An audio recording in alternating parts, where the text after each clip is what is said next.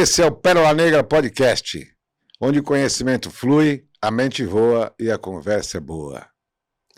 E hoje com dois caras fantásticos que eu tenho o privilégio de conhecer, né?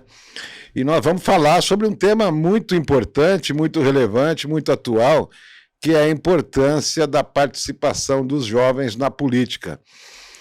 O Weber Lima, que é presidente da Juventude do Partido Novo, e o Daniel Ostapiuk, pronunciei correto? Pronunciou certíssimo. Que é coordenador também da Juventude do Novo e do Politize, né? Politize. São organizações aí que fomentam a participação do jovem na política. Obrigado, Daniel, obrigado, Weber, pela presença aqui, para a gente discutir um tema tão relevante. E para dar um start nesse papo, queria fazer um paralelo, né? Eu comecei a trabalhar com 14 anos. Uhum. Isso foi a melhor coisa que aconteceu na minha vida, cara. Porque com 18 já estava casado, já tinha uma carreira em andamento e tive minha primeira filha, né? Hoje, trabalhar com 14 anos é crime, cara. Isso é um absurdo, né? O jovem não pode trabalhar, não pode isso, não pode aquilo, fica sujeito a uma porção de influências, né? Uhum. Então, tudo que olha, ensinar religião para o jovem, ensinar atividades profissionais para o jovem, ensinar política para o jovem num país onde a política é tão vilipendiada, tão maltratada, mal vista, é fundamental. Uhum. Então, parabéns pelo trabalho de vocês, eu queria que vocês falassem sobre isso. Bem, você falou que começou a trabalhar desde cedo. Eu também tive essa sorte, esse privilégio. Não no contexto, né? Meu pai faleceu bem cedo e ele era um cara nordestino, porreto, pernambucano. Falava que criança tem que trabalhar. Esse negócio não de ficar em casa sem fazer nada, não. Não tá estudando, tá sem fazer nada em casa, vamos fazer alguma coisa. Então me arrastava junto com ele pra trabalhar na serralheria. Não fazia nada, eu ficava só lá pegando caquinho de ferro e brincando com os caquinhos, mas ele gostava de que eu ficasse perto. Então, desde sempre convivi com ele trabalhando. Quando ele fechou os olhos, né? Eu tava com 11 anos, comecei a ajudar lá na serralheria do meu pai, com o pessoal que ficou para tocar os serviços que tinha e finalizar os serviços. E foi uma boa experiência. É cedo? Razoavelmente, mas foi bom para mim. Ajudou a formar caráter, sabe? Trabalhar é bom, é eficiente. Tem até aquela frase que fala, né? O trabalho enobrece o homem e o homem que não trabalha dá trabalho. Então, foi uma boa experiência também. Mas acho que, agora que você pontuou, é uma característica mais de gerações, vamos dizer, passadas, né? Porque, eu sou ano 2000. O meu primeiro trabalho, 15 anos também, beleza, mas o primeiro que eu tive agora é o que eu ainda tô, com carteira assinada. Mas eu vejo que nessa geração atual agora, não é só pelo fato de é difícil realmente pegar um primeiro emprego assim pro jovem atual, mesmo com programas de governo e tudo mais, jovem aprendiz.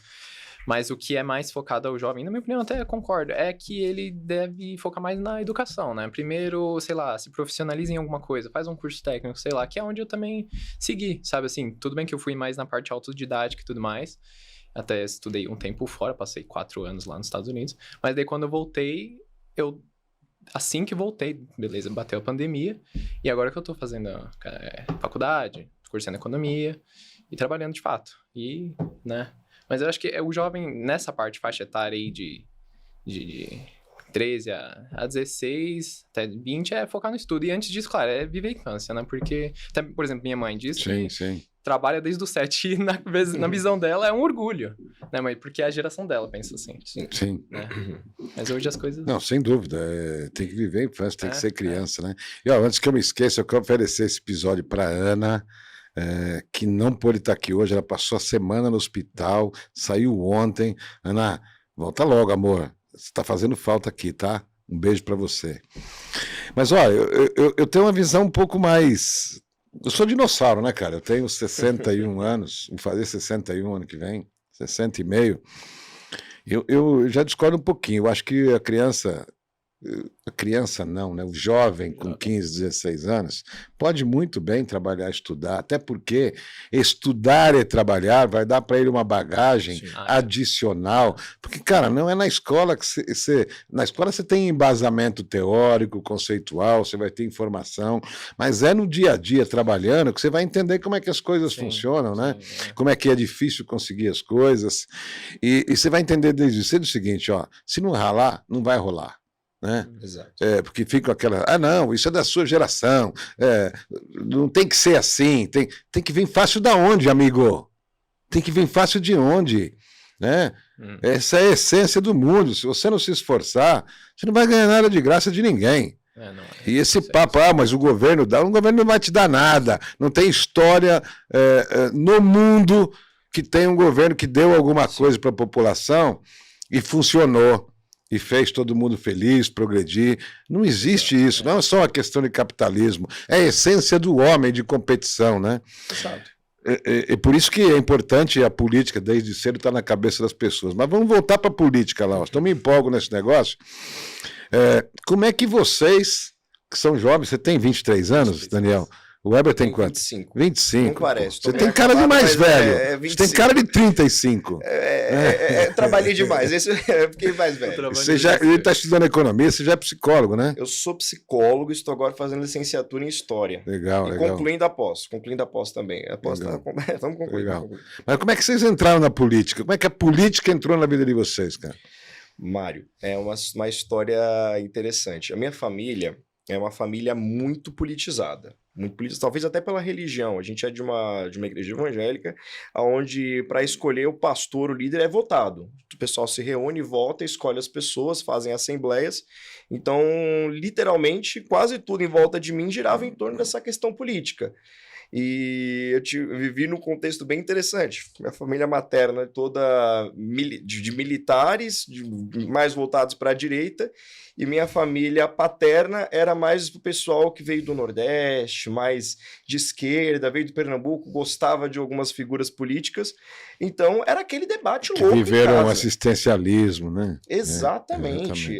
Viveu aquilo, era assistencialismo, era uma parte da família gostava, invadiu o terreno junto com ONG, com organização, para conseguir as coisas. Então, era um debate político constante dentro de casa. A gente se reunia toda a família para fazer uma festa de aniversário, você já sabia que eu ia começar a falar, mas é porque o lado X, o lado Y... Não saía porrada, não? Não saía porque era todo mundo da mesma religião, então não se batia, mas chegava perto às vezes.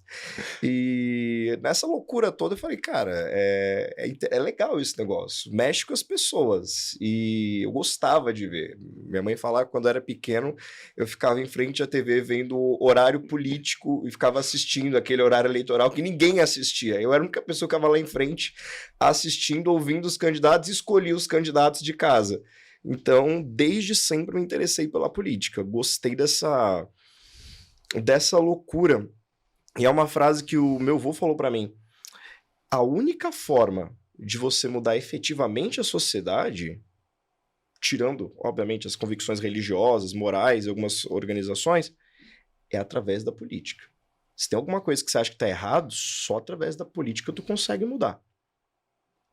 E aquela frase ficou na minha mente. Falei, poxa, é através da política, é através dessas coisas. Esse negócio mexe com as pessoas. Então, isso foi o meu start em casa para me interessar pela política. E daí foi progredindo, mas deixa o Daniel falar para não falar sozinho. Não, mas eu concordo com o Heber, porque se você estando ali dentro da política, é o meio que você tem, tanto para mudar o que muitos acham que não alterável, né? É algo que muita gente acha, a política tá suja desse jeito, capaz que você vai entrar lá dentro e mudar alguma coisa. Mas é dando o exemplo, estando lá dentro, que você chama mais gente. Por exemplo, nós somos esse exemplo, Sim. né? O Weber com a liderança estadual, eu com a coordenação do ABC, chamar mais gente e mostrar que de pouco em pouco a gente vai mudando as coisas, né? Mostrando um trabalho bem feito aqui, outro ali. O exemplo arrasta, né? Exato, o exemplo arrasta. Mas a minha vontade, o meu gosto pela política não vem desde sempre. No início eu era mais aquele cara que gostava mais de ciência e história também, mas física, química, essas coisas assim. Até que eu conheci um professor que me aconselhou a sei lá, acompanhar mais a política, né? Porque a política não é só porque você gosta, mas porque ela vai te influenciar, né? Uma decisão que tal deputado vai fazer lá na Câmara, ou que tal vereador vai fazer também na Câmara Municipal, vai te afetar. Impacta então você, na sua vida. você tem que saber. Mas aí, beleza, eu fui atrás, tanto, né, pelo meu bem, mas peguei o gosto, né? Então, desde mais ou menos 13, 14 aí que eu venho acompanhando. Mas a minha visão, ela sempre foi de direita, assim, né? Eu nunca... Assim, claro, eu tenho influências de esquerda. Minha namorada, inclusive, é de esquerda. A minha tia, que é uma grande influência da minha vida, também é de esquerda. Mas o resto da minha família é toda bolsonarista, lá do Sul e tal. E é difícil conversar, assim, tentar manter uma conversa com ambos os lados, assim, né? Da família, por conta da polarização. Isso também é uma coisa que eu aplico com a Politize, né? Porque a Politize é uma organização apartidária, não tem nada ali a ver com o Novo, só pra deixar claro. E a gente trabalha nessa parte mesmo, de conversar de uma forma não violenta. Tanto é que é um dos tópicos deles. Então, é chamar alguém pra conversar e falar quais são os seus pontos. Bater ideias, né, cara? É a essência da política. Essa é a essência da política. E, acima de tudo, respeitar a ideia do outro, né? A opinião do outro. E principalmente em tempos como hoje. Tão polarizado que é. Então, é isso que... Que hoje virou guerra, né, cara? Virou guerra, o negócio você tem aí... saiu do eixo, né? Exato. Política não é isso, né, cara? Não. Hoje em dia, a política virou mais o seu título do que em si o que você acredita. Não é uma questão de, eu defendo a ideia X, Y, Z e tô disposto a debater contigo essa sua ideia. Não, é tipo assim, eu defendo tal lado e tal ideia... mas não funciona. Mas independente, eu defendo esse lado dessa ideia e ponto final. Às vezes não sabe nem o que é. Exato, ele vai... Isso é um problema. Não flexibiliza. Esse é o problema. Ele não sabe o que se trata, o que ele tá defendendo, talvez ele só vai na carona de outro e não vai fundo, sabe? Assim, e daí o Brasil, né? Vou dizer, o Brasil especificamente fica empacado nessa situação aí. Por isso que a gente vê tanta polarização, tanta, né, guerra civil, assim, moral. A gente vê online, na televisão, pela mídia e tudo mais. Porque a gente fica nessa trava, né? Por causa da minha formação de psicólogo, tem uma grande psicóloga, teórica da psicologia chamada Melanie Klein, que fala sobre isso, sobre como até um mecanismo de defesa primitivo que dá à sociedade a cisão, dividir as coisas em preto ou no branco. Se tal ideia de tal lado é ruim, se tal ideia de tal lado é ruim. E acaba gerando essa falta de comunicação. É óbvio, eu tenho um posicionamento político de direita, eu sou um libertário, né? Libertário geralmente até vira meme na internet, mas meu posicionamento é muito mais pró-liberdade, essas coisas todas. Mas se alguém de esquerda descobrir a cura do câncer, não é porque é de esquerda que eu vou pegar e falar, não, a cura do câncer é de esquerda, eu não quero conversar a esse respeito. Falta esse diálogo. Não vou tomar esse remédio, né? Não vou tomar esse remédio. Assim, exatamente, não vou tomar esse remédio. É tipo de polêmica. É complexo. Eu acho que esse momento no Brasil faz mal para o desenvolvimento do país, porque política não está sendo tratada do jeito que deve. Exato. Eu me lembro que lá no fim dos governos militares, uma coisa, quando veio as diretas já, começou a se discutir uma questão importante. Olha, cuidado, porque a educação caindo de nível, né? Você vai deixar as pessoas menos capazes de raciocinar a respeito de ideologias, porque você pode ter a ideologia que você quiser, você só precisa tomar decisões com fundamento, né? Sim. Exato. Então, como a educação caiu de nível, a educação vem apodrecendo no Brasil há décadas. Eu acho que isso ninguém consegue argumentar contra, né, cara? A educação vem apodrecendo no Brasil. Muito. As pessoas perdem a capacidade analítica, né? Perdem a qualidade da informação e não conseguem entender claramente o que é uma coisa e o que é outra. E aí são facilmente manipuladas, né? Perde a capacidade de ir para o argumento racional. Isso. 2 mais 2 é 4, não é 5, por exemplo. Vira uma polêmica, porque, não, mas é essa questão, perde a capacidade. Eu e o Daniel, a gente vem de realidades um pouco diferentes. Eu estudei quase a vida toda em escola pública. Até estudei na escola de lata de um ex-prefeito aqui de São Paulo. Pode falar o nome dele? Pode falar o que você quiser. Eu estudei na escola de lata do Pita. Não sei se você conhece as EMEIs lá, que eram de lata, que eram uns containers, onde a galera ficava, onde a gente estudava. que era um calor da desgraça. E, tipo assim, a gente quer dar escola para todo mundo. Com qual qualidade? Cara, eu dormi na África, viajando de moto, num container. Cara, aquilo é um forno. Horrível. Como é que pode ter uma escola num negócio desse? Imagina você 8 horas por dia lá. Absurdo. Era horrível. Absurdo. É o tipo de realidade que você pega e fala qual a qualidade de ensino que uma criança vai ter nisso. E a minha geração, que veio da periferia, foi criada nesse tipo de educação. Era a escola que a gente teve, era a educação que a gente teve e qual qualidade que a gente tinha. Era criança passando mal, pressão baixando, mãe sendo chamada. E é um dos motivos a gente se questionar um pouco. Poxa, existe algo de errado, às vezes, em você querer fazer só por fazer. Eu quero bater no peito político. Eu dei escola para toda a população. Que qualidade? Qual que é o ponto? Cadê a discussão real de por que essas coisas acontecem? É verdade. Porque você vai ver, por exemplo, o que faz com que a situação das escolas que você mencionou até faz com que muitos alunos nem terminem o ensino, daí já saem, sei lá, sem rumo, né? Primeiro que daí nem concluem ou fundamental ou médio, daí saem de lá sem rumo, porque ou vivem numa condição de que daí nem tem como bancar, sei lá, viver sozinho, enfim, tem que cuidar do irmão, tem que cuidar da irmã, e daí já tem que buscar outros rumos. Então é meio que começa por aí, né? É manter uma qualidade de vida... de educação boa para ele viver bem no futuro, entende? Que eu Sim, dizer? sem dúvida. É isso que é. Quanto maior a qualidade da educação, quanto maior a abrangência da educação, o povo tem mais capacidade de raciocínio, de fazer escolhas, né? Sim. E o que você tem aqui, na verdade, é que fica a impressão de que a educação é feita para que você seja o menos informado possível, o menos analítico possível, o mais burro possível, para poder ser manipulado no futuro. Eu estava agora, alguns meses, nos Estados Unidos, em Utah, me lembro o nome da cidade, cara, uma escola de ensino fundamental. Uhum. Tinha lá o slogan, construindo campeões. Uhum. Ensino fundamental.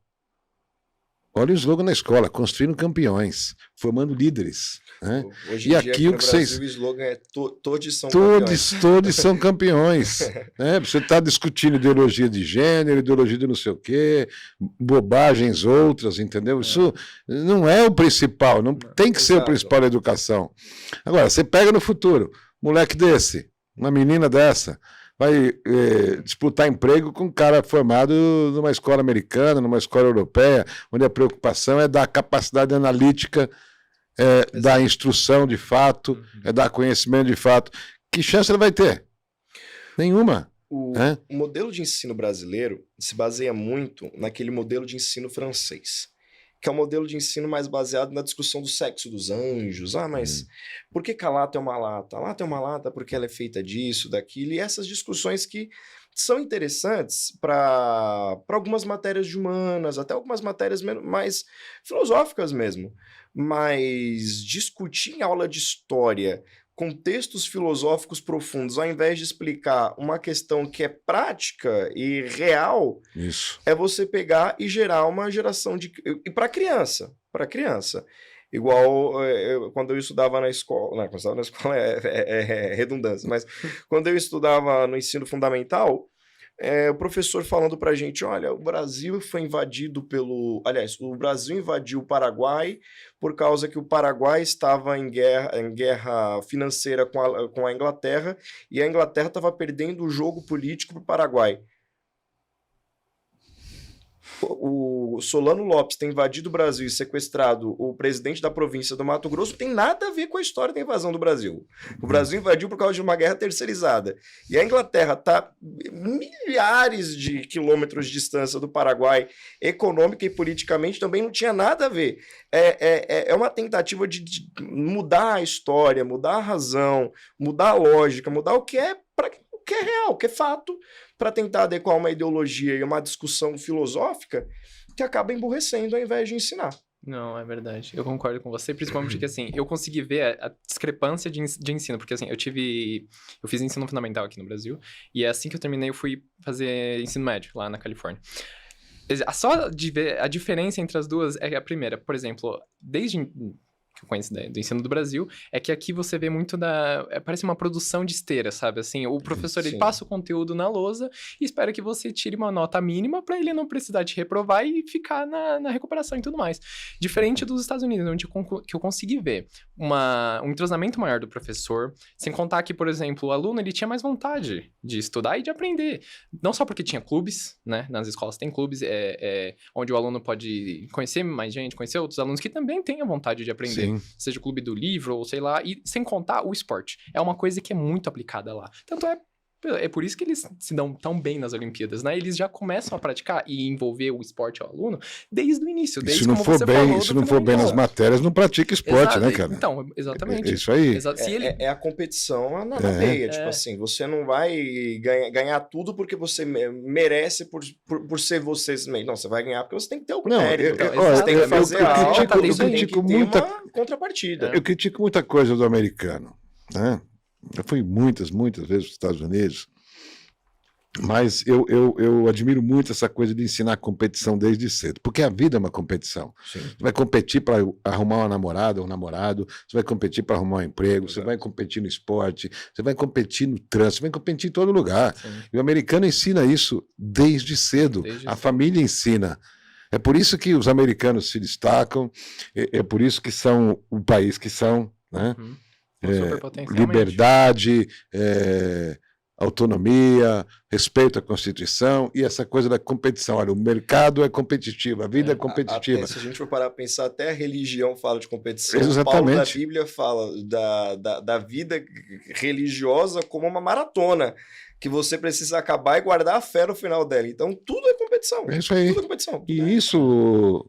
Daniel, o americano é fantástico nisso, cara. Você estudou quantos anos nos Estados Unidos? 4 anos lá. 4 anos. Mudou a sua vida, né? Com certeza. Mudou a sua cabeça, né? Da forma como eles ensinam, é uma coisa que deveria ser trazida pra cá. Porque pensa só, a gente tem, como eu falei, parece uma esteira de produção mesmo, né? Os alunos que vão desde o ensino ali, sei lá, creche e tudo mais, até o médio, que daí o aluno meio que tem que se preparar por si próprio. Por exemplo, para prestar o Enem ou vestibular, ele tem que fazer uma autodidata mesmo, assim. Porque se for depender do que ele aprende dentro da sala de aula em escola pública, ele não vai conseguir chance, como você falou agora, contra alguém que vai, sei lá, fazer um curso pago ou uma particular mesmo, porque o nível que ele teve de ensino é muito superior. Né? E então, dinheiro não falta, né, cara? Que é diferente do Brasil, que o ensino médio virou um cursinho pro Enem. Então. O ensino médio brasileiro não é mais um ensino onde você pega, estuda, aprende várias questões para se preparar para a vida. Não virou um cursinho pro Enem. O caiu no Enem no ano passado é o que você vai receber de matéria no terceiro ano. Poxa, muito bacana. Só que o Enem é um apanhado de tudo que você deveria ter aprendido na sua vida, mas não é tudo que você deveria aprender no ensino médio. E uma coisa que eu acho interessante, o Daniel aqui até pode falar um pouco melhor, é que o modelo de ensino americano, a família é mais envolvida e ela cobra mais a escola, está mais presente, é mais autônoma as escolas aqui no Brasil. Sim. Aqui no Brasil, literalmente, o Estado lá de cima determina, faz um plano que o aluno, com toda a estrutura, arcabouço e tudo mais aqui de São Paulo, e o aluno do Acre tem que ter o mesmo padrão. Você fala, poxa, Heber, mas tem as mesmas capacidades, mas não tem as mesmas estruturas. Sim. Às vezes você cobrar de uma escola no interior do Acre, sem a infraestrutura básica e algumas coisas, que ela tem o mesmo nível de ensino de São Paulo, você acaba entrando naquela velha questão. Como é que eu faço para dar a mesma coisa para as duas? Ou eu reduzo a régua para as duas poderem estar no mesmo patamar, ou eu pego e levo para geral. Infelizmente, o que a gente vê é uma redução da régua para padronizar todo mundo por baixo. É isso. Eu acho que não é o que acontece nos Estados Unidos. Realmente. E outra coisa, agora que você mencionou a estrutura, isso é uma coisa que falta nas escolas, porque, por exemplo, você vai nas escolas lá, principalmente do Texas, o Texas é a school que eles chamam, né? Ensino médio. Uma das maiores, parece, sabe, assim, uma baita construção feita ali só para atender o aluno, na vontade dele. Desde estacionamento, que a pessoa lá já pode dirigir desde os 16 anos, até, sei lá, piscina, piscina, várias quadras. Aqui no Brasil você vê uma Isso é um negócio legal que você falou. Aqui na escola, você vai ver na escola pública, estacionamento é só pro professor. Sim, e olha lá, porque... É um absurdo. Né? É um absurdo. Então, nas escolas americanas, o cara tem que estacionar o aluno. Nossa, é legal, pensado para a comunidade dele. Sim, perfeito, exato. Daniel. Sem contar daí, por exemplo, cafeteria lá, tudo é disponível, né, uma boa quantidade de tempo ali pro aluno pegar o que comer, enfim, refeitórios mesmo, o estacionamento em si, piscinas, quadras. Então, assim, falta estrutura, realmente, nas escolas do Brasil. Então, pensa assim, se investissem melhor nas escolas daqui, não só geraríamos melhores atletas para diversos outros esportes, não só no futebol, porque beleza, o Brasil é uma superpotência ainda, podemos dizer, no futebol. Mas pensa se construíssemos uma estrutura melhor nas escolas, que é onde começa tudo. Para esses atletas se dedicarem a outros esportes, por exemplo, lá, quando eu estudei, tinha uma quadra que era só para um esporte, era badminton, alguma coisa, um negócio, um esporte, lacrosse. É um esporte que eu nunca vi na vida, tipo um pau assim com uma rede que você joga, faz o gol. Eu nunca tinha visto esse esporte, mas tem, porque vai saber quem quer se profissionalizar nisso, né, se tornar um atleta para isso. Então, se o Brasil formasse, o governo construísse uma estrutura para que o atleta, o aluno se engajasse nisso, nós estaríamos muito melhor. Mas não digo só no esporte, eu também digo na ciência, na tecnologia. Para ele, por exemplo, tem aulas lá de mecânica, né? Você pode se profissionalizar em mecânica, não precisa necessariamente fazer um curso técnico, ou no MyTech, ou ensinar essas coisas. Vai ter já dentro da escola, né? Então, é algo assim que você pode construir tudo num só lugar, né? Mas aí a gente passa pro liberalismo. Que é você poder escolher, a comunidade poder colaborar, ajudar na construção da escola e poder ter poder de decisão. Coisa que, infelizmente, aqui a gente não tem. Aqui vem de cima, é geral. Uma cartilha pronta, né? Regulada pela média, como você citou. Nivelada por baixo. Com ideologia, que é o que não deveria ter na escola. Exato. Tem que ensinar a esquerda, tem que ensinar a direita, tem que ensinar A, tem que ensinar B. E você escolhe o que você quer ser. Exato. É o direito de liberdade. Aqui não, a cartilha já vem ideológica, né? Influenciando o cara. Olha, isso aqui é o que é certo. E não é, cara, isso é verdade de quem escreveu aquele negócio. Exato. Um câncer para esse país se chama Paulo Freire. Esse cara destruiu o pouco que restou da educação brasileira. Desculpa. Eu brinco com o pessoal. E a imprensa desses jornalistinhas que nunca trabalharam na vida endeusam o cara, pelo amor de Deus. Não dá. Eu brinco com o pessoal. Se você quer saber se o método do Paulo Freire deu certo, observa a cidade de São Paulo, de quando ele foi secretário da Educação no governo da Erundina, da prefeitura da Erundina, até hoje. Vê como é que estão os índices. Depois me fala se fez sentido, se valeu a pena a implementação. Uma das únicas cidades no Brasil que realmente implementou totalmente o modelo do Paulo Freire foi a capital paulistana. Olha os índices, vê como é que tá, desde o governo Erundina até agora. Aumentou, igual eu falei, aumentou. Realmente, todo mundo é coberto pela educação, mas que qualidade de educação? Sem contar a progressão continuada, né, que aqui a gente tem na capital. Não, isso é um absurdo, isso é um absurdo. Você progride, porque se você progredindo, você fica motivado a continuar. Eu nunca vi. Isso é um absurdo. É uma competição. Voltando para aquela parte da competição, é uma competição. E se você não for bem nela, a gente faz você progredir na competição. A gente finge que você ganhou. Que você vai melhorar. Como é que você vai melhorar se você não ganha fazendo, ganha não fazendo? Não, isso é um absurdo. O cara pensa o seguinte, eu não vou me esforçar porra nenhuma, porque eu vou passar de ano mesmo, então eu não vou estudar nada, não. Exato. Eu vou fazer vou jogar bola, vou me divertir, vou brincar. Isso é um absurdo, cara, isso é um absurdo. É exatamente ao contrário do que nós estamos falando, né, Daniel? O americano ensina você a competir a ser competitivo. Exato. Ensina você a conviver com sucesso e com o fracasso. Porque são coisas inerentes da vida, né? Sucesso e fracasso. Você não vai ganhar sempre, sim, você não vai perder sempre. Né? Um dos maiores jogadores do mundo, Cristiano Ronaldo, Messi, quantos fracassos você não viu o Messi ter? E o cara foi lá, superou, e antes de encerrar a carreira, ele conseguiu ganhar uma Copa do Mundo. Paga um pau para um cara desse, porque ele teve resiliência e foi atrás do objetivo. Ele entendeu a lição, né, cara? Eu preciso competir. Você tem que preparar a criança, ou qualquer pessoa, para perder e para ganhar. Mas à medida que você fala progressão continuada, foda-se se eu vou ganhar ou perder, eu vou passar de ano. Né? ou faz aquele cálculo, né, que é muito comum na escola pública. Você precisa ter 24 pontos no final do ano, aí vai ser dividido esses 24 pontos por 4, e se der 6 é a sua média anual, você passou de ano. O quanto de aluno que eu vi que não fazia nada nos 2 primeiros bimestres, para ganhar uns 2, 3 pontinhos por bimestre, chegava no final do ano, os 2 últimos bimestres, estudava.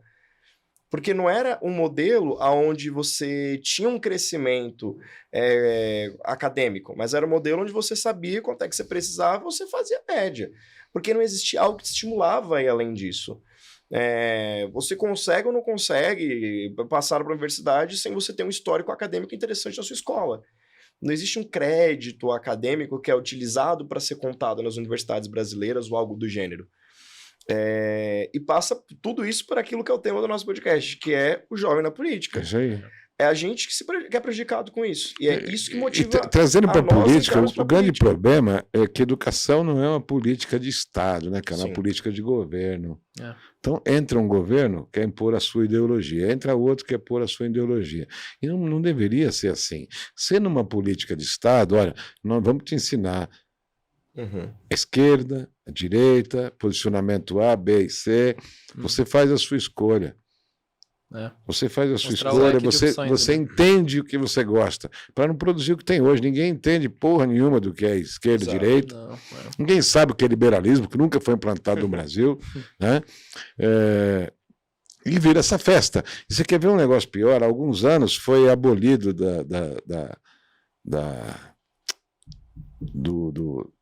Porra, me fugiu o termo agora, desculpa. A redação era matéria eliminatória para entrar na universidade, né? No vestibular. E foi abolido isso porque quase ninguém passava. Cara, peraí, vamos analisar porque ninguém passa, é porque a educação precisa melhorar. Não, vamos tirar o sofá da sala, né? Não precisa mais de redação. Qual é o resultado disso? Desculpa, ninguém mais sabe escrever a própria língua, cara. Exato. Ninguém mais sabe escrever. Ninguém mais sabe falar. O que você vê de erro de português em correspondências corporativas, no dia a dia, é um absurdo. Um absurdo. O tempo é gasto da aula de português, ao invés de ensinar a língua portuguesa, ao invés de ensinar a língua materna de todos nós, é ensinado o quê? Bem, vou usar até o que o Paulo Freire, de quem você é fã, dizia: você pega o martelo e fala para a pessoa, isso aqui é um martelo. Sabe o que é um martelo? Sim, a gente usa para pregar as coisas na parede. Sim, mas também é um instrumento de trabalho. E é esse trabalho que às vezes é a opressão. E aí é o que o Paulo Freire fala que ele fazia. Ele ensinava o português, tentando ensinar como escrever as palavras e trazendo as palavras para o contexto da ideologia política dele. Poxa, eu não sou 100% favorável à ideia de escola sem partido. Para mim tem que ser escola com todos os partidos. Agora, o problema é você tirar o tempo de você ensinar o que realmente importa para você ficar ensinando ideologia em cima daquilo que não importa. Mas, você viu quando começaram a falar escola sem partido, o barulho da esquerda? Aí causaram. Sim. O barulho da esquerda? Não pode ser sem partido. Tá bom, então tem que ensinar o quê? Ideologia de esquerda. Não, a gente vai ensinar. Não, direita não. É como você entrar na USP e defender qualquer ideia de direita, cara. Qualquer universidade federal. Pelo amor de Deus. Política e debate, né? Nós estamos falando isso aqui. Exato. Você não pode debater numa universidade federal, porque lá só vale o que é de esquerda, senão você é fascista. É fascista, você é autoritário, você é misógino, você é racista, você é tudo que tem de ruim. É um absurdo isso. Skatista, surfista. Pelo amor de Deus. E é isso, né? A política tem que ser algo mais nobre. Sim. E é isso que é importante a gente começar a ensinar para o jovem desde pequeno. Agora, é uma luta inglória, né? Você querer ensinar boa política para o jovem, porque a pressão que vem da escola, e isso a nossa introdução na educação, né? Tem todo sentido, é gigantesca do jeito errado, né? Eu sempre me interessei pela política. Desde pequeno, como eu falei para vocês aqui no início, eu me interessava pela política, achava interessante essa história, essa questão de poder discutir. E na minha casa, a gente tinha todos os lados políticos. Tinha desde o militarista ao conservador, ao mais liberal, ao libertário, ao progressista, ao socialista. Até um tio meu que era comunista, petista, raiz, sindicalista. Mas dentro da escola, o jogo era desigual. Eu lembro que eu chegava na escola e eu ouvia claramente que o correto era o socialismo, era dinâmicas como, por exemplo, imagina o mundo ideal. Aí começavam, onde todo mundo tem fartura de comida, onde todo mundo tem onde morar, onde não existe necessidade, onde não existe pobreza, aquela coisa toda. E eu, como criança, imaginava, mas a professora falou, a gente confia nessas figuras de autoridade. E qual que era a lógica? O mundo ideal é possível. É um mundo utópico, é o socialismo utópico, tem o socialismo real, e começava a ir jogando essa história de você imagina o mundo ideal para que o mundo ideal é o mundo socialista. Eu vivi, você imagina o que eu tô falando aqui, que eu não tô falando que é uma coisa que eu ouvi falar aconteceu comigo. Aconteceu comigo. E foi por isso que durante uma época de escola, no ensino fundamental e médio, eu me identificava como socialista, porque eu achava que o mundo ideal era aquilo e o restante era errado. Até eu ler o livro da Ayn Rand. Eu brinco que a Ayn Rand me salvou, me converteu do mau caminho. Aquela frase dela, a maior das minorias é o indivíduo, é a realidade. Sim. O mundo ideal para todos é possível? Depende. O estado natural do ser humano é a pobreza. Ninguém nasce rico, ninguém nasce com tudo perfeito na vida dele. É uma construção. Você trabalha, você constrói as coisas para você. Como eu construí, como o Daniel teve a possibilidade, cada um da sua forma, cada um com a sua condição de vida. Então, é uma discussão ingrata. As escolas são um lugar onde só tinha uma voz. Agora está surgindo, tem movimentos que estão criando outras vozes, a gente tem tentado ajudar da maneira do possível a criar outras vozes. Tem até um rapaz lá do nosso movimento, da juventude, que foi eleito presidente do Grêmio da escola dele. Ele é da juventude, a gente tem um apoio, respaldo para ele, com mais de 60% dos votos da escola. E usando a bandeira libertária, liberal. E eu falei assim, poxa, é possível estourar a bolha, desde que a gente pegue e apresente outra ideia. Se você só ouve um lado, você não tem alternativas. Agora, quando você ouve esse é o grande medo das incrível. universidades federais de iniciar a discussão, né, cara? Exato. Porque vão acabar os argumentos deles, né? Exato. Esse é o problema. Eu ia perguntar para o Daniel o seguinte: se você não tivesse ido estudar nos Estados Unidos, você seria quem você é hoje? Isso é claro para você? Eu acho que dificilmente seria, porque muito do que eu sou e penso hoje veio de lá. Tanto no ideal capitalista ou no ideal meritocrático, vou dizer assim, né? Porque eu estava lá praticamente sozinho, né? Eu estudei numa escola e numa cidade, assim, sem imigrante, né? Então eu era praticamente... Teve um ano que eu era o único brasileiro ali, até que depois entrou mais um. Então eu meio que me virei, realmente. A ajuda que eu tive ali foi do espanhol e só. Mas eu fui atrás, eu corri atrás, pratiquei e treinei o inglês. Tanto é que no final, no meu último ano, eu consegui dar uns cursos para a turma inteira de graduação, com o meu inglês que eu aprendi sozinho, claro, né? Teve toda a aula ali, todo o suporte dos professores, eles com certeza tratavam com o máximo respeito, porque tem muito canto nos Estados Unidos que trata o imigrante daquela forma. Mas eu acho que não, eu acho que dificilmente seria a pessoa que eu sou hoje. Tanto é que também, quando eu voltei, bateu ali a pandemia, eu fui pro Sul, que eu morei com a minha família lá, e muito do meu ideal também foi formado lá, né? Me espelho muito na minha tia, que ela me ensinou muito de ser justo, honesto, e é uma coisa que eu também encontrei no Novo, né? Tanto pela parte de lutar pela anticorrupção dos quem tá lá dentro do sistema, e ser honesto e justo fora, com as pessoas ao seu redor e tudo mais, né? Então, esses dois lugares, assim, o Sul e principalmente a América ali, me formou quem eu sou hoje. Eu acho que eu seria outra pessoa, com certeza, né? E eu também, voltando à sua pergunta do início lá, quando a gente entrou pra política, eu posso dizer que eu entrei definitivamente esse ano, tanto é que, né, desde janeiro que eu tô no Novo, e a gente vê, estamos em outubro, né, então começamos em outubro, já estamos em outubro, na verdade, e eu agora sou coordenador da ABC, né, e tantos eventos que já tivemos no Novo, na Juventude, que eu fui atrás, que eu tive a vontade de engajar, de participar e chamar mais gente para participar, tanto é no ABC agora que a gente tá tendo mais participação, veio disso daí também, né, então... acho que a diferença começa com cada um. Só que, como a gente falou, o exemplo faz parte, né? Então, se a gente mostrar que eu posso fazer aquilo e eu posso mostrar o que é certo, pelo certo, é que a pessoa vai seguir. E como é que é abordar o jovem, cara, para falar de política? Porque o cara tá cagando pra política de forma geral. Esse é um né? ponto. Como é que é? Como é que é essa abordagem? É um ponto que pega. É desafiador, é desafiador. Eu me interessei pela política, então eu entrei porque eu quis. Eu procurei uma porta aberta, achei um lugar onde eu podia ter voz, que é complicado. Quando você tenta conhecer partidos políticos, você vai para alguns partidos, você não tem voz nenhuma, você vai ser mais um na multidão, fica lá quietinho no seu lugar. Quando a gente precisar de militância, você vai lá. Achei um lugar onde eu tenho voz, onde eu posso falar, onde me dão a oportunidade de, igual o brinco pessoal, deram a oportunidade pro rapaz de Diadema pegar e fazer as coisas, eu vou fazer. Mas eu acho que o principal que o jovem que se interessa pela política quer é ter voz. Sim. É poder falar o que acredita. O jovem, geralmente, ele, igual você falou, tá cagando na política, tá pouco se lixando pra... Pô, reforma tributária, essas coisas, não tá ligando pra isso. Mas quando você fala linguagem, ok. Mas você vai trabalha, né? Trabalho. O que vai ser o seu futuro? Poxa, eu não sei. As coisas estão mudando. Dificuldade está chegando algumas coisas. Tem questões que estão boas, tem questões que estão ruins. Você tem que pensar no seu futuro.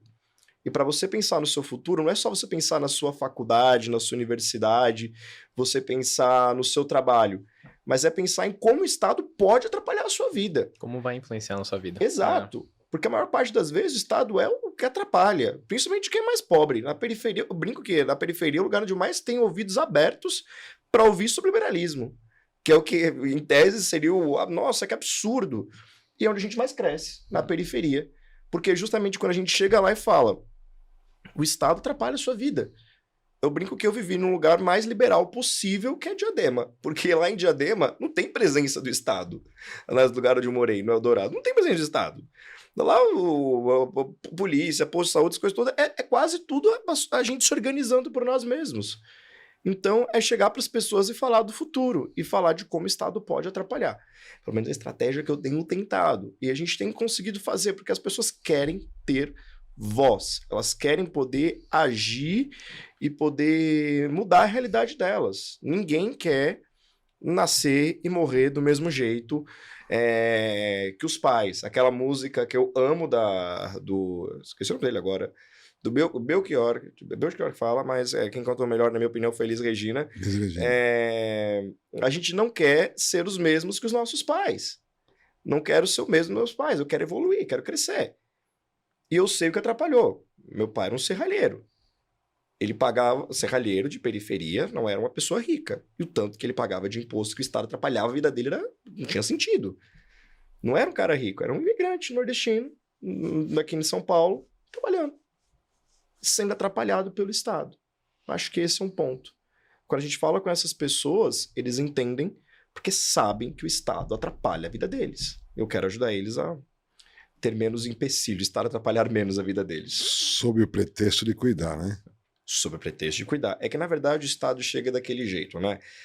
Sabe aquela tia ou aquele parente que sabe tudo pra sua vida? Ô, já tá casado?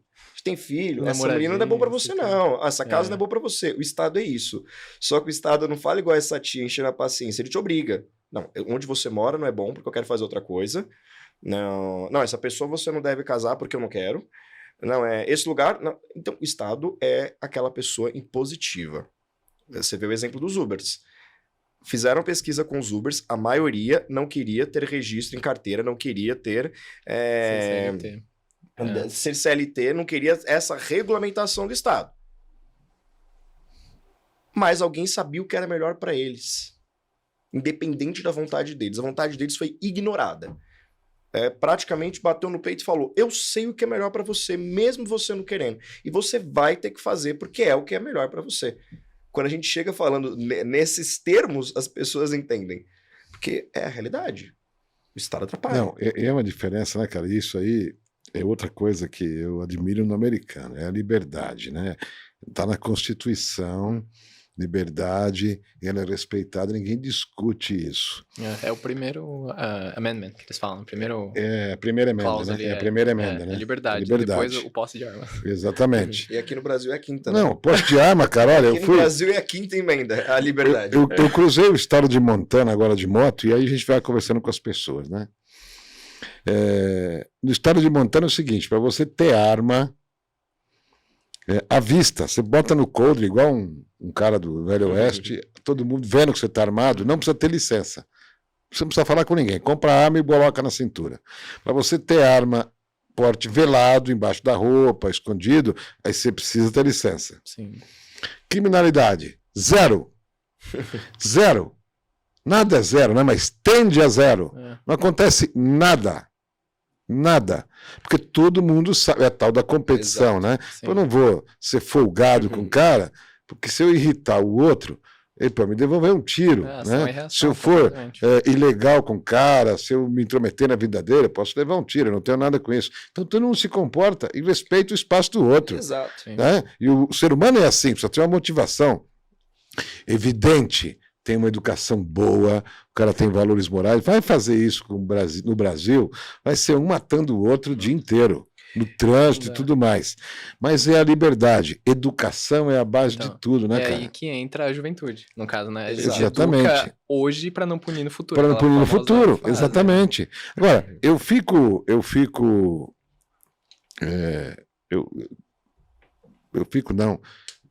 eu admiro o trabalho que vocês fazem, porque não deve ser fácil chegar para um jovem e falar, vem cá, vamos falar de política? É a última coisa que ele espera conversar, né, Daniel? Nossa, de fato. Até uma coisa que eu estava conversando com o Lucas, né, que também está com a gente ali no Juventude, é chamar alguém da nossa idade ali, né, faixa de 15 a 25, 26, 27, para conversar sobre política. Porque o jovem, por exemplo, que tá ali, depois da faculdade, ele quer ir pra um bar, curtir, sei lá, falar sobre futebol, falar sobre, sei lá, o que não, que vai... Não, que a gente não vá pro bar curtir e falar de futebol, muito pelo contrário. Aliás, é um ótimo lugar para falar de política, né? Excelente lugar para falar de política. Mas, assim, como eu falei no início, a política, ela não é só algo que você pode gostar, mas é algo que você tem que saber, porque influencia na sua vida, né? O que, sei lá, tratam na Câmara do seu município, você tem que saber porque vai impactar na sua vida. Exato. Né? Então, é aí que entra a juventude, é puxar aquele jovem que ou não tem conhecimento, que também entra a politize, né? Aplicar o conhecimento da política para ele, para saber, sei lá, o que faz o deputado, o que faz o senador, como são tratadas as leis, por que o STF tá causando tanto, essas coisas. E também entra a juventude. Eu acho que às vezes a gente devia ensinar política não só para jovens, mas até para algumas autoridades da República entenderem o que é repartição de poderes, né? Mas daí é um tema muito polêmico. Exatamente. Daí. Eu gosto Concordo muito do podcast, com você. Melhor não falar. Até onde vai o seu papel, onde começa o papel do outro, né? Explicar para algumas pessoas o que é executivo, legislativo e judiciário, inclusive para o judiciário, para entender que, poxa... Quem legisla é o legislativo, né? Exato. Quem foi eleito, né? Isso é uma coisa boa de ensinar para o jovem também, né?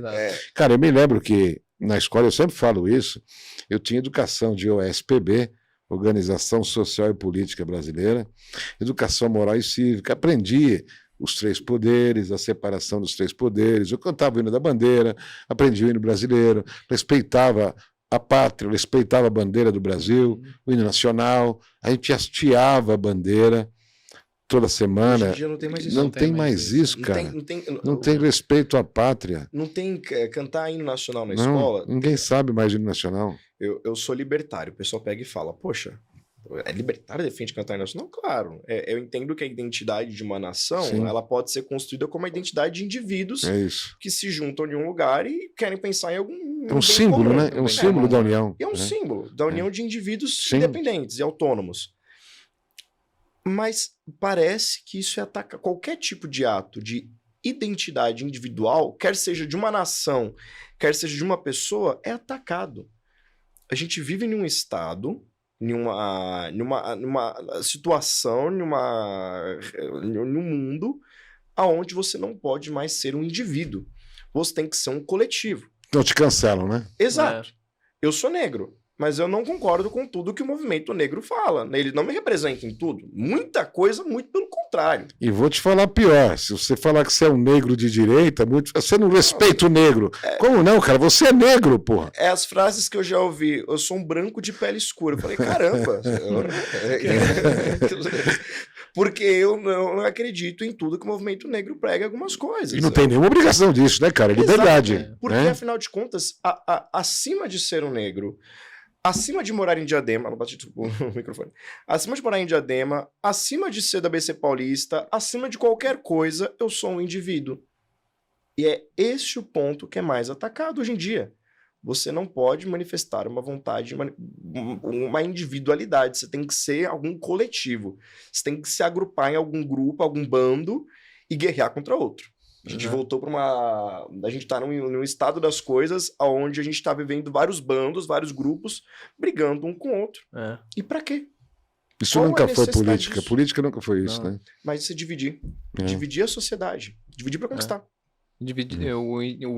A pessoa pensa por si própria, tem que pensar por si própria. Não somos NPCs que vamos com a manada ou vamos junto com qualquer um que influencia. O pessoal mais velho não vai entender. A gente não é uma live de NPC, mas a gente tá mandando florzinha pra gente. Exato, não somos robôs automatizados. Você sabe o que é isso. Então, você sabe? Essa onda que tá rolando aí. Ô, Mário, que pena você saber disso daí. É o tipo de coisa que a gente tem que saber pra que a gente lida com o jovem, mas... Então, aí que tá o jovem mais uma vez. O que tá acontecendo com essa juventude aí? Exato. Cara, eu vou te falar uma coisa com muita sinceridade, ó. Vocês são jovens, você tem 23, você tem 25. Quando você tem 60, e eu até brinco com um amigo, aliás, um amigo meu que falou isso, o Enio, valeu, Enio, eu peguei pra mim, tá? Do alto dos meus 60 anos, eu me sinto no direito de falar o que eu quiser, para quem eu quiser, a hora que eu quiser, cara. Entendeu? E vou te falar pior, agora eu tenho o cartão de idoso, porque eu sempre vou no shopping, eu paro no Valet, porque eu não quero ficar brigando por vaga por ninguém, porque é uma falta de educação do cacete, né? E agora eu não preciso ir mais, porque eu tenho a vaga de idoso. Quando eu chego na vaga de idoso, tem um carro lá que não é de idoso. Agora eu estou descobrindo que o brasileiro também tem esse viés, né? Não respeita a vaga de idoso, porra nenhuma, nem vaga de deficiente. Ué, só um minutinho. Bom, a gente olha para o jovem e fala, cara, eu já passei por isso, né? A gente tem que trabalhar o jovem, porque o jovem, na idade de vocês, ele acha, pô, já entendi tudo. Cara, não entendeu porra nenhuma. Você vai descobrir que você entendeu. Quando você tiver 40, você fala, agora eu entendi. Não, também não entendeu porra nenhuma. Quando você tiver 60, pô, quando eu tinha 40, eu era um bosta. Não no sentido de ser um bosta, mas eu conhecia muito menos do que eu conheço hoje. Então a experiência vai te mostrando e você vai evoluindo com relação àquilo. Agora, você precisa sair de uma formação mínima de respeito à individualidade, à liberdade, para poder fazer com que a sua evolução seja positiva. Sim.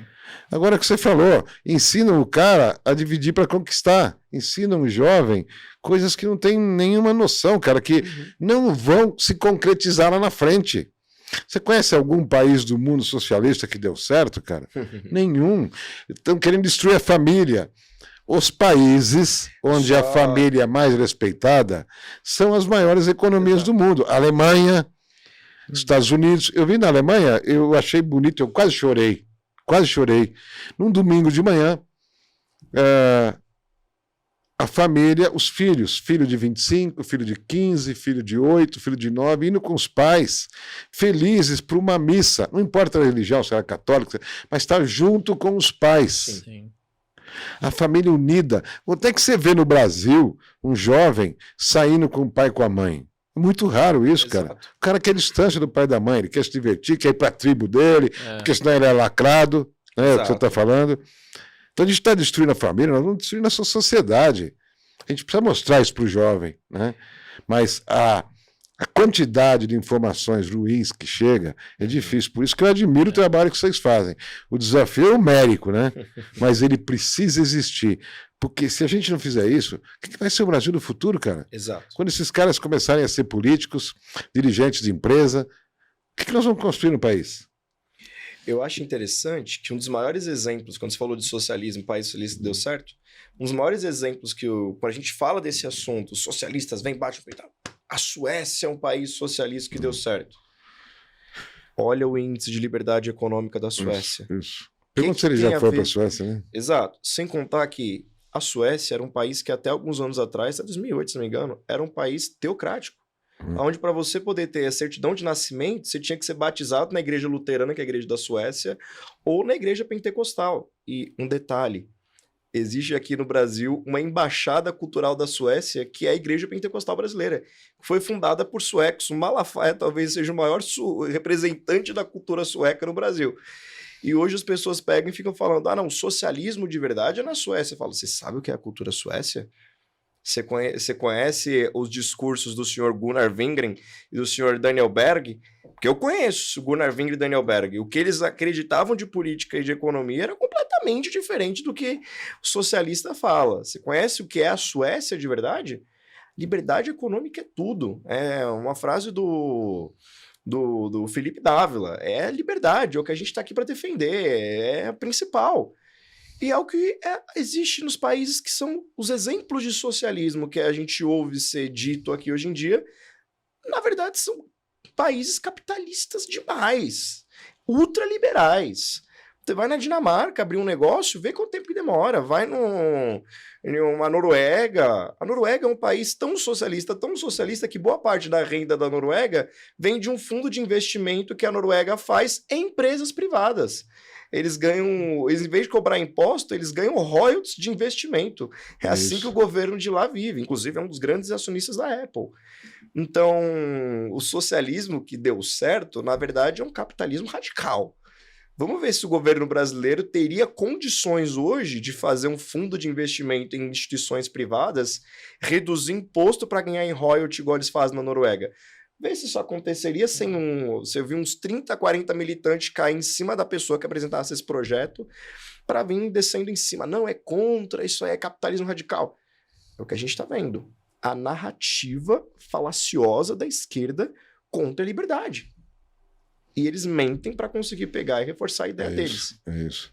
Você tem que pensar como a massa. É isso. Exato. E esse é o grande problema. Faltam argumentos para eles, né, cara? Exato. Quando falta argumento, vem a violência. É a violência. Ou o ataque, ou a calúnia, ou a difamação. E isso que me preocupa das escolas terem ideologia. Você não pode restringir. O ser humano precisa de escolha. Você precisa ter o direito de fazer escolha. Quando você pega uma escola que é altamente ideológica, e em todos os níveis, né? Até na universidade federal, é um problema para o país, cara.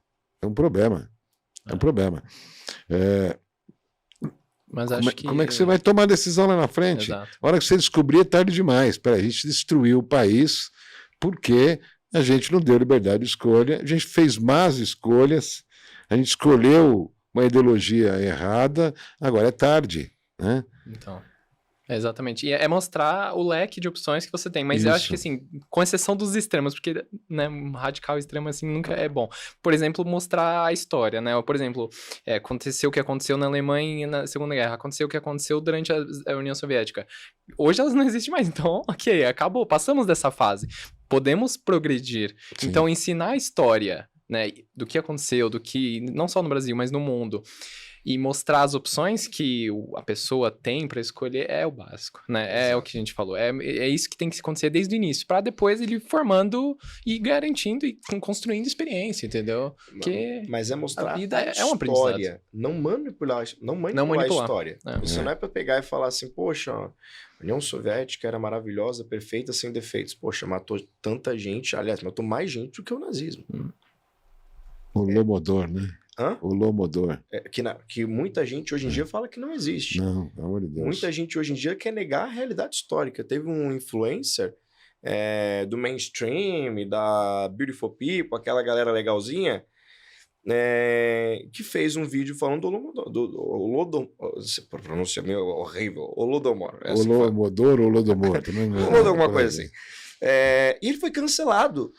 Ele é um influencer do mainstream e ele estava falando sobre um caso histórico real. Holodomor. Isso. E ele foi cancelado. A mídia desceu em cima dele porque o que ele falou não poderia ter sido falado. A mídia não, a militância. Mas não é um fato histórico? Um fato histórico. E quem tem dúvida assiste o filme A Sombra de Stalin, que está na Netflix, tá? Exato. Se a história, eu estou fazendo licenciatura em história, para mim é uma matéria que eu gosto de falar sobre história. Se a história a gente aprende para não repetir os mesmos erros, a partir do momento que uma ideologia política começa a fingir que os erros dela não aconteceram, ela está abertamente dizendo, pode acontecer novamente. E se acontecer, problema de quem vai ser a vítima. Porque não aprende com os erros. Além de você, quantos caras que se formaram em história que são de direita? Mais ninguém? Eu estou me formando ainda, mas no curso de psicologia eu acho que eu, mais uma meia dúzia de silenciosos, eu era o único que fazia barulho, o único que falava abertamente que era de direita. E era bem interessante, era a professora minha falando, mas você não aprendeu nada nas nossas aulas?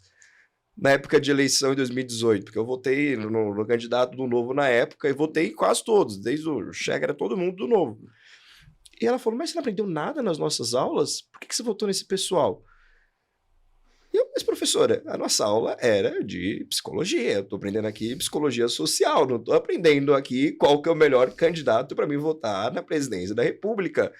Mas aí vinha comentários como, tem candidaturas que respeitam os direitos humanos e que não respeitam. Ok, eu não vou entrar no mérito de quem são essas candidaturas, mas era direcionado para mim. Porque eu abertamente declarei na época meu voto no 30 e foi algo ruim para eles. Algo que a minha professora achava... Não pode, como você pensa dessa forma? Como é que você estava falando dessa maneira? Você não aprendeu nada, porque não pode ter uma outra visão. Qual o maior desrespeito aos direitos humanos do que restringir a liberdade? Sobre todas as formas de liberdade. Exato. De expressão, de escolha, de portar uma arma. Né? Tem uma frase... De escolher a religião. Liberdade. Tem uma frase do livro, que foi o livro que me converteu à direita, que é o Cântico da Ayn Rand, que eu acho sensacional.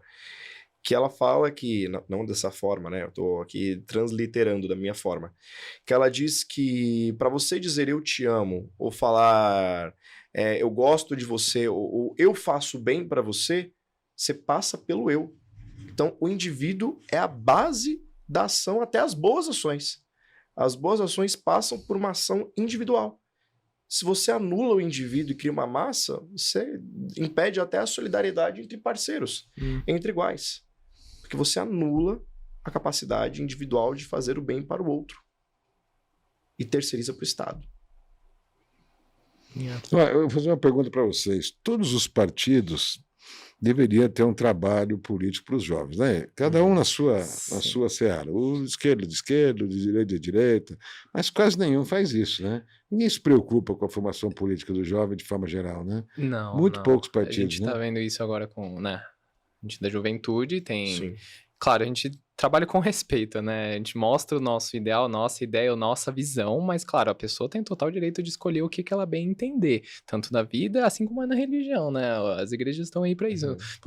Ninguém te obriga a seguir tal religião, ninguém te obriga a seguir tal visão política. Então, realmente, os partidos políticos deviam trabalhar mais nisso, né? Sei lá, a visão de esquerda, sei lá, partidos de esquerda deviam mostrar mais o que eles acreditam, assim como também os de direita deviam mostrar mais isso. Tirando essa parte conservadora e tal, porque é aí que também deveria acontecer mais, né? Porque mantendo mais um... E a falta do ensino de política de verdade, sem ideologia nas escolas, não é um complicador para a formação do jovem, não? Vocês não entendem isso? Existem algumas iniciativas excelentes, como por exemplo o Politize, que tenta ensinar política sem partido. Sem partido. Porque tem conceitos que são básicos. Por exemplo, o que é parlamentarismo? Um sistema... Não, o que é o parlamentarismo? É um sistema que funciona da forma XYZ. O que é uma república presidencialista como a do Brasil, né? No caso, não presidencialismo de coalizão. Como é que funciona? Como é que são os poderes? Como é que cada entidade do Estado funciona? Como é que funciona explicar a lógica factual de como as coisas acontecem. Sim. É importante isso para você conseguir ter uma maturidade política, até poder debater com outras ideologias de forma mais correta. Igual alguém cobrar, mas o vereador não diminuiu o imposto do meu bairro. Mas isso é uma competência do vereador? Ele pode fazer alguns projetos, pode fazer algumas coisas, mas tem toda uma estrutura por trás. Igual uma vez eu achei interessante, eu pedi para o meu vereador arrumar uma vaga para o meu filho na escola. Ele pode ligar, ele pode fazer isso, pode fazer aquilo, mas tem, por exemplo, a delegacia do ensino regional, que geralmente é onde você consegue pegar e conseguir a sua vaga na escola. É algo acessível a todos. Mas muitas vezes a ignorância política serve como uma ferramenta para que alguns políticos possam pegar e dar acesso àquilo que deveria ser aberto a todos. E isso facilita a manipulação e o controle das massas. Porque a partir do momento que você não sabe que existe uma delegacia regional de ensino, não sei se todos os estados têm, mas aqui em São Paulo tem, onde você pode cobrar vaga para o seu filho na escola, caso a escola não abra uma vaga para ele, seja mais próxima. Ou na própria prefeitura, no ensino fundamental, né? Ou na própria prefeitura. Mas a partir do momento que você não sabe acessar esses locais, você fica refém de alguém que faz essa benécia por você.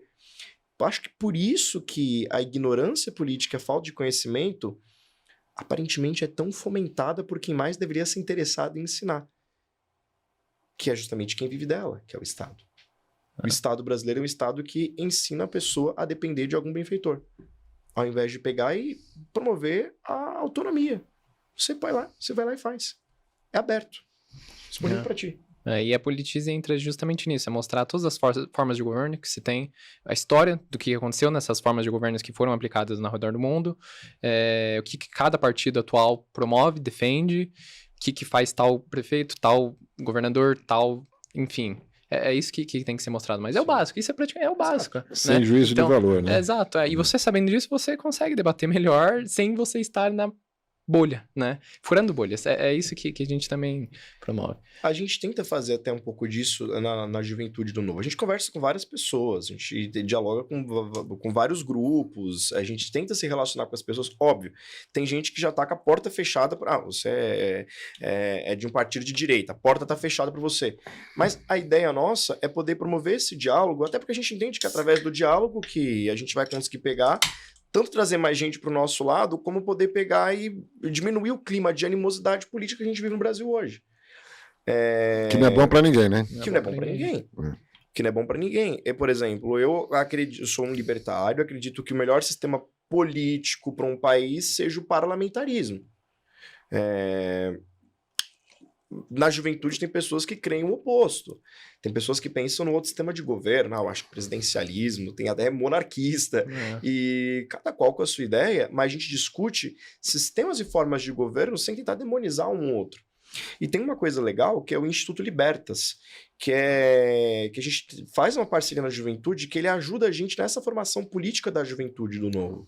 A gente tem um grupo por trás que ajuda a gente com essa formação, com esse ensinamento. Inclusive, eu fiz semana passada um curso no Instituto Libertas, e a gente tenta promover, ensinar o básico.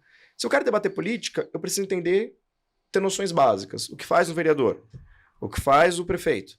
O que faz deputado estadual, deputado federal? O que faz o governador? O que é a repartição de poderes? O que é competência do governo estadual e competência do município? E é o básico. O que já deveria ter aprendido na escola, né? Sim, mas infelizmente as escolas, em vez de ensinar esses conceitos básicos, elas tentam ensinar a doutrinação através desses contextos. Funciona assim, assim, assim, assado, mas no socialismo funciona melhor. E é o que atrapalha o sistema. Cara, e vocês fazem esse trabalho de graça? De graça. De graça. O que motiva?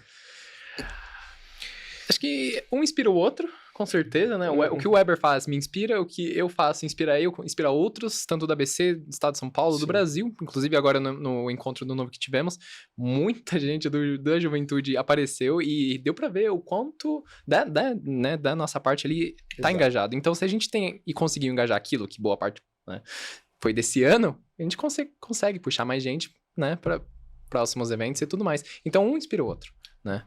Tem uma frase que eu acho que é a frase que inspirou a todos nós também. Sair da indignação para a ação. Mário, Eu não acho que o Estado brasileiro é eficiente. Eu não confio em político. E eu não acho que a melhor forma do Brasil ser é a forma que está acontecendo hoje. Muito pelo contrário, principalmente a forma de hoje. Eu preciso fazer alguma coisa. Se eu ficar só reclamando, não vai adiantar nada. Eu sou psicólogo. Um dos conceitos básicos que a gente tenta ajudar os nossos pacientes a entender é: você não tem controle de tudo, mas você tem controle das suas ações, do que você faz. É uma frase do Viktor Frankl, que é um psiquiatra austríaco, que tem uma história interessante, ficou até preso no campo de concentração de Auschwitz. Boa parte da teoria psicológica dele veio da época que ele foi preso no campo de concentração. Se você está numa situação ruim, você é desafiado a mudá-la. Se você não consegue mudá-la, você precisa mudar a si próprio. Parafraseando o Viktor Frankl, é o que ele disse. E é um pouco disso. A situação do meu país é ruim. A minha gente, principalmente o pessoal da periferia, sofre. O Estado brasileiro, como está, inclusive com simultâneos governos de esquerda, é um Estado que gera uma barreira de ascensão social para o pobre.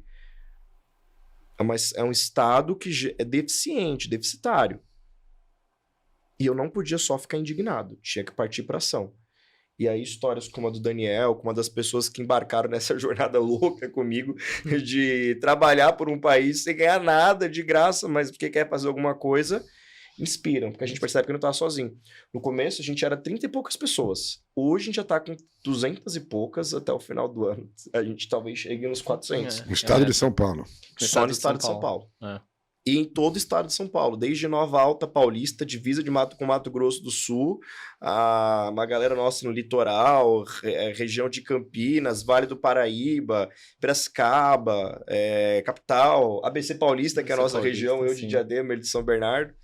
E é isso, a gente só pegou e falou, tem um lugar onde você vai ter voz.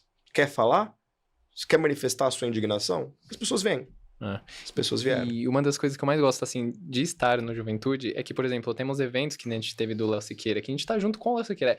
Ou seja, é um político, é uma pessoa pública, é um deputado estadual, e muita gente tem a visão de que, esse pessoal, eles são quase que intocáveis, sabe? Assim, a gente vê eles lá na TV e tudo mais, mas não é isso. Eles são gente como a gente. E a gente cobra. E a gente cobra. A gente não idolatra, a gente não reza, a gente não, sabe, assim, não coloca eles num pedestal e fala, meu Deus, ele ou ela vai nos salvar de qualquer coisa, qualquer mal do problema que a gente tem na nossa cidade, estado, país. A gente cobra, entendeu? E estando com eles ali, e eles também, claro, fazem a participação com a juventude, é isso que é legal, isso que é bacana, entendeu? Não tratar como autoridade, Exato. né? Eles não se portam como autoridade, né? Tem muito político que se sente tem gente que... um semideus. Exato. Exato. Tem uns que... Inalcançáveis. Inalcançáveis, são, sabe, assim, semideus. Não só assim, do legislativo e do executivo, né? Não só. Nossa. Principalmente não só deles, mas do outro lado, principalmente, né? Isso é um absurdo, não vou nem falar, cara? porque na política pessoas como eu são consideradas não muito democráticas, mas eu vou dizer o motivo. Então, falando em democracia, é aí que entra a democracia, é a participação de quem tá dentro do sistema, de quem tá fora do sistema, de quem elege de democracia foi completamente distorcido, né, cara? Qualquer coisa que seja de esquerda é democracia. Qualquer coisa de direita não é. Não é. Exato, O que é um absurdo lógico, né? Um absurdo lógico. A gente está numa época tão tenebrosa para a política nacional, onde a gente ouve o presidente da República, que eu não vou dizer o que ele era, mas ele é ex uma outra coisa e começa com PR. Ex-presidiário, vai. Dizer a seguinte frase: democracia é relativa. Não, isso é um absurdo. O conceito de democracia é relativa. A gente está relativizando absolutos, coisas que deveriam ser a base ideológica de qualquer conversa. Sou um democrata. Na minha cidade hoje a gente está sendo desgovernado por um prefeito, que eu não vou dizer o nome do Felipe, do PT. Mas ele foi eleito democraticamente, infelizmente. Espero que ano que vem ele saia. A gente aceita e respeita, né? A gente aceita e respeita. Vossa Excelência incompetente, quer dizer, excelência, e tudo bem. Ele continua lá desgovernando. Mas é a democracia, nem sempre ganha, nem sempre perde. Exato. Tudo bem. Ele continua lá gastando dinheiro a rodo com festa, porque lá o que dá é festa. Festa na praça central da cidade é maravilhosa. todo feriado que tem uma festa. O hospital nosso que tá para reformar há anos, ó, não precisa, mas as festas na cidade tem que continuar acontecendo.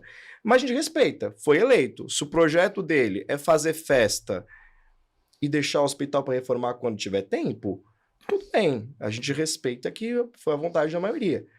Mas a democracia é essa, é a vontade da maioria, não é relativa. Existe um conceito. Isso é um absurdo tão grande. É como você chegar nos Estados Unidos e dizer, ó, gente, agora a liberdade é relativa. Cara, você vai ser massacrado.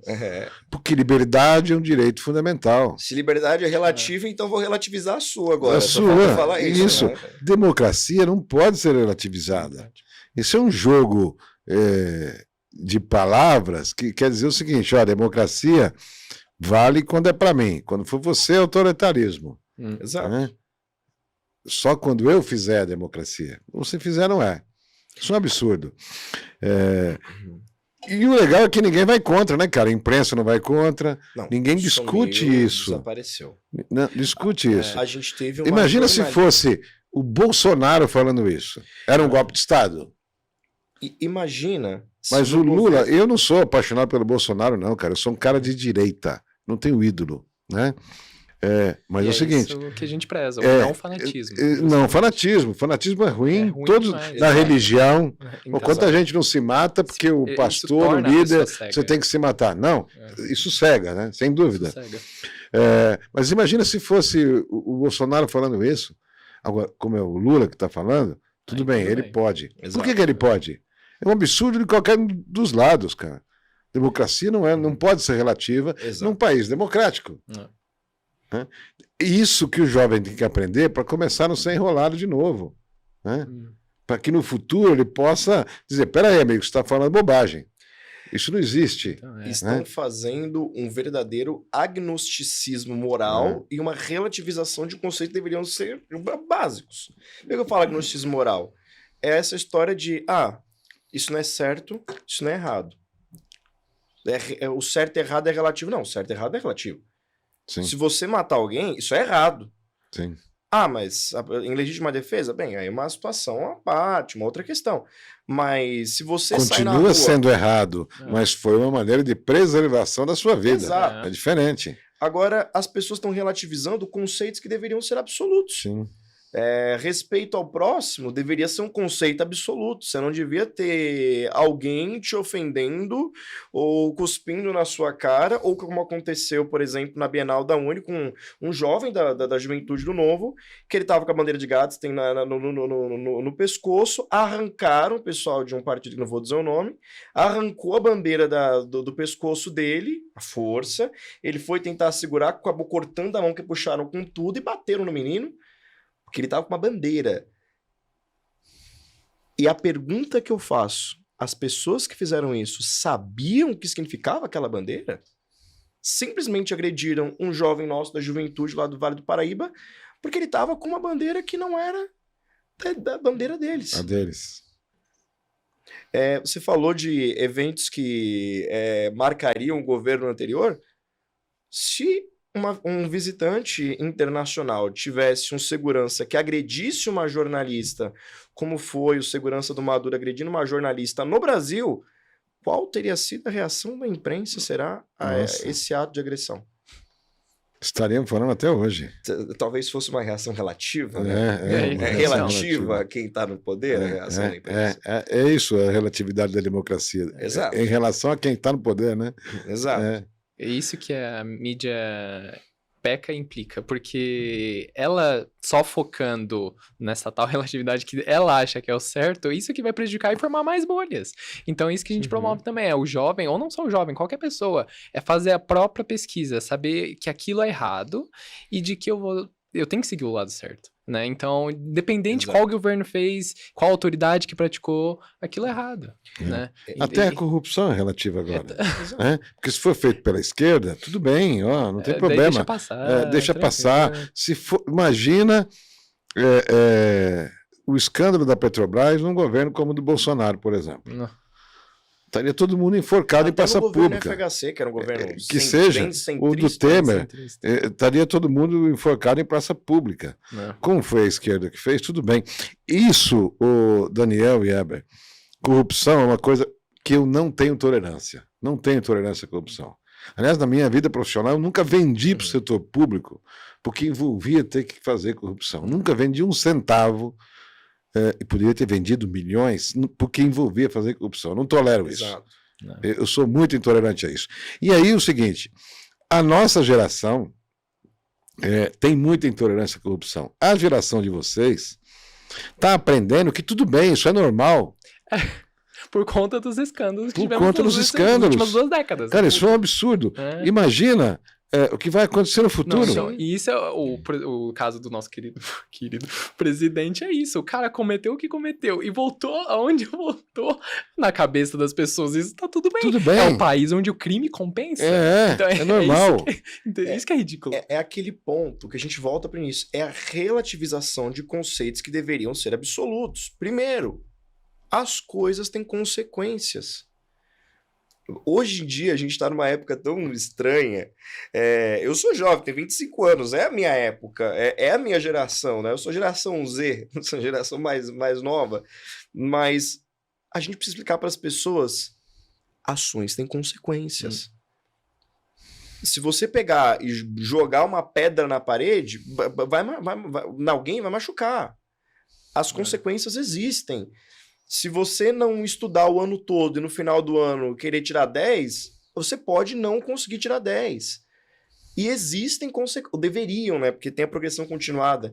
Mas as consequências estão sendo anuladas. Se você é corrupto, se você é condenado em 3 instâncias, você deveria pagar a cadeia, como a gente fala na periferia. Não deveria estar solto, livre ou presidindo um país. Você está se autodeclarando negro, pobre da periferia. Um crime muito menor para um negro, um pobre da periferia, está na cadeia até hoje, né? Claro. E não tem ninguém do STF. Nem era julgado. Nem você era estaria julgado. ainda na como é que chama? Prisão preventiva. Exatamente. Como muitas pessoas estão na prisão preventiva. E não vai sair de lá, né? Exato. É isso aí. Não tem chance de você ter um perdão como esse. Não tem conversa. Eu ouvi uma frase interessante. Se a Flor de Lis fosse de esquerda, ela estava solta. Exatamente. É a pura verdade. É a justiça relativa também? Justiça relativa, né?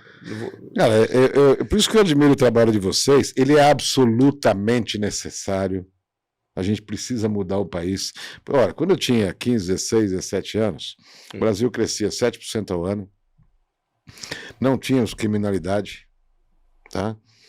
E a ideia e a perspectiva é que o Brasil era o grande país do futuro. E a gente tinha potencial, recursos naturais, capacidade de ser o país do futuro. Nós perdemos essa chance. E, parafraseando o Roberto Campos, o Brasil não perde a chance de perder uma chance, né? Então, o país de voo de galinha, né? Voo de galinha. A gente perdeu muitas chances nesses meus 45 anos, desde os 15, cara. Muitas. Eu assisti isso. Sim. Né?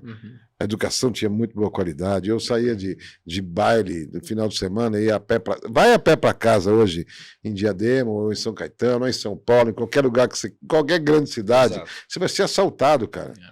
Se não for atropelado por um maluco que tá bêbado dirigindo. Né? Mário, sabe uma chance que a gente está perdendo hoje?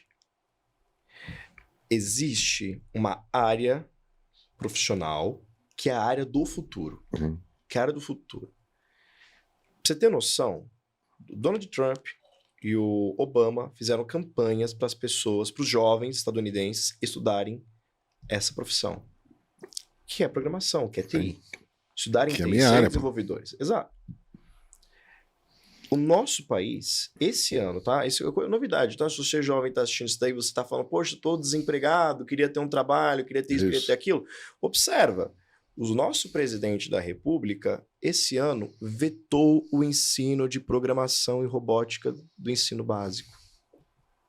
A área do futuro, a área que mais gera emprego, com os melhores salários, foi vetada pelo nosso presidente da República. E a pergunta que eu te faço é, qual que é a área que o pessoal libera passaporte para o brasileiro poder ir para o exterior? Eu trabalhava como recrutamento e seleção para TI. Vai para o Canadá, vai para os Estados Unidos, vai para um monte de país. Portugal, passaporte para você que é brasileiro. Você que é brasileiro, você que é jovem, que estuda programação, você tem passaporte para ir para Portugal trabalhar. facilitado. E o nosso país, esse ano, o presidente achou que não faz sentido você aprender a profissão do futuro, que o Brasil já está em déficit. O Brasil hoje tem déficit de profissionais de TI. A demanda é 3 vezes maior. Eu tenho dificuldade para contratar, cara. Exato. 3 vezes maior do que a oferta. Quer dizer que se tiverem 3 vezes mais profissionais na área, a gente contrata todo mundo, cara. Quando eu trabalhava no RH para TI, era uma loucura, porque chegava a demanda pra gente, olha só, olha, chegou aqui, olha, você tem uma demanda, você tem 5 vagas para você fechar em uma semana. Paga quanta pessoa pedir, a gente precisa fechar essas vagas. E a gente corria atrás. É uma das únicas áreas profissionais que você não anuncia vaga. O profissional de RH, e eu fazia muito isso, tinha que ir atrás do profissional. A gente procurava em LinkedIn, procurava em rede social, procurava no só faltava procurar no Tinder. Tem que tirar ele de algum lugar. Só faltava procurar no Tinder lá, o profissional de TI, porque precisava de qualquer forma. E hoje o governo brasileiro entende que os jovens não é importante aprender TI. Vetou o ensino de programação e robótica do plano básico de educação. Simples assim. A principal área de trabalho para os jovens foi vetada. Novamente, uma oportunidade para o futuro que a gente está perdendo. E falando em futuro, também uma coisa que também a gente preza muito na juventude é o pensamento de longo prazo. Porque muitos jovens hoje em dia, eles tendem a ter um pensamento de um resultado a curto prazo. Sabe assim? E não é assim. E uma coisa que eu também prezo na educação é a educação financeira. Se você for aplicar o seu... mesmo que for pouco dinheiro ali, e ir valorizando a juros compostos, no final da sua vida, esperamos, que você vai ter um dinheiro que você construiu ao longo da vida, e não vai depender de um INSS, um programa de governo, entendeu? O americano aprende isso desde criança, e aprende isso desde criança. Capitalização. Exemplo, exato. Capitalização. Lá, eu tive... Manda o seu investimento para o seu futuro. Exato. 2 coisas que eu prezei muito lá nos Estados Unidos que eu vi, que eu concordo e deveria ser trazido para cá. É a educação financeira, em duas matérias lá de economia, onde ensina não só como o mercado, macro e microeconomia funcionam, mas como você deveria atuar na sua própria gestão de orçamento pessoal, você vê isso, você usa isso o dia inteiro. Vai financiar um carro, a taxa de juros é 1,5%. Você vai fazer a conta do jeito certo? Não, isso aqui é 3%. Então, porque você tem que comprar um seguro, tem que comprar não sei o quê. Isso aqui virou 3%, é o que eu estou pagando. Você vai aceitar pagar ou não, mas você vai estar ciente, sabe, calcular o quanto estão te cobrando de verdade naquilo, custo efetivo. Agora, você viu a gritaria da esquerda quando quiseram colocar a educação financeira na educação? Sim. Ninguém aceitou. Porque eu não sei. Esse que é o ponto. Qual que é o motivo? Qual que é o motivo de não poder ensinar? Mas, poxa, se ensinasse educação financeira para os governantes já resolveria muita coisa. Ajudava muito. Quanto mais para a população. Porque foi a direita que pediu. Exato. É isso. É o que você falou. É uma ideia boa. E a gente tem que ser assim, ó, ideia boa, veio da esquerda, mas isso é legal, é bom. Vamos aceitar. Não importa quem é o pai desse negócio. É bom para todos nós? Ótimo. Porque foi a direita que falou, só por isso. Uma questão que eu fui favorável, até apanhei de alguns colegas meus de direita, que não é, na minha opinião, uma direita relativa. O pessoal da direita relativa brigou comigo porque eu manifestei apoio publicamente à reforma tributária que foi feita no atual governo. Foi excelente? Tem muitos pontos péssimos nela que precisam ser revistos. Mas a reforma tributária, no geral, foi adequada. Modernizou o sistema tributário brasileiro. Uma das mãos que mais contribuiu para ela foi um ex-deputado nosso, que é o Alexis, e tem coisas muito boas. Óbvio, tem muita coisa para ser ajustada, mas foi razoavelmente boa. E eu manifestei apoio, e me disseram, mas você não pode apoiar porque é de esquerda. Pô, mas eu tô pensando no indivíduo, na qualidade de vida. Se isso melhora um pouco a vida das pessoas, ok, o governo não é o governo dos meus sonhos, mas é um bom projeto. Mas hoje em dia não. Igual eu te falei, se a esquerda escolher encontrar a cura para o câncer, a direita não compra. E se a direita encontrar a cura para o câncer, a esquerda não compra. Porque é uma guerra ideológica e falta diálogo, que é o principal, que é o fundamental, falta diálogo. Óbvio, temos valores morais, éticos e econômicos que nos distanciam completamente. Em alguns pontos. Tem pontos que é indiscutível que a gente tem uma diferença. Mas dá para sentar e conversar. Dá pra gente sentar e conversar e tentar adequar e chegar no meio termo, no que for possível. O que não for possível, deixa eu colocar uma questão final aqui, porque o nosso tempo, infelizmente, o papo é delicioso, eu ficaria aqui a noite inteira, nosso tempo está acabando. Mas uma questão final, não menos importante. Vocês estão em contato com jovens ali no dia a dia. Exato. De todas as classes sociais, né? Sim. Como é que vocês sentem a relação desse jovem com a família, de forma geral? É complexo. É uma situação complexa. Muitos jovens estão com sérios cisões no seu seio familiar, sem conseguir ter uma relação minimamente saudável. Muito por causa da ideologia, porque é igual eu falo, né? Quando você começa a pagar boleto, água, luz, telefone, geralmente a tendência é você virar de direita. Mas... E o jovem acaba sendo de esquerda em alguns momentos, então acaba tendo essa divisão. E a falta de compreensão. Isso que a gente falou aqui, eu acho que a gente pode resumir que boa parte do sucesso que a gente tem conseguido ter é sentar para dialogar. A gente brinca, a gente converte todo dia uma pessoa nova na juventude. Porque a gente senta para dialogar e conversar com as pessoas, e é o que falta hoje. Tem muitos jovens que não estão dispostos a conversar e dialogar com a família, e o conceito de família tem sido relativizado ou até atacado como um conceito retrógrado, um conceito que é contra a liberdade individual, e falta diálogo. Igual eu falo para as pessoas, se fosse resumir o que é a minha ideologia, é não enche o saco dos outros e vive a sua vida. É um resumo para mim do que é o liberalismo.